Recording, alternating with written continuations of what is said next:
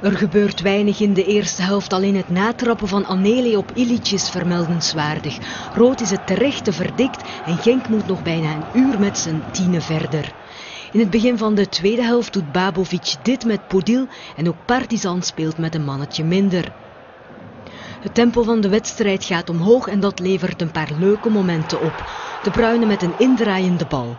Maar ook Partizan is beter op dreef in die tweede helft. Ilić is dicht bij de 0-1. Maar die voorsprong komt er toch.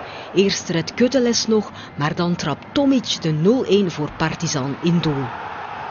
Tomic duwt even later Teuzer neer in de 16 en Genk krijgt een strafschop. Vosse trapte 1-1 binnen.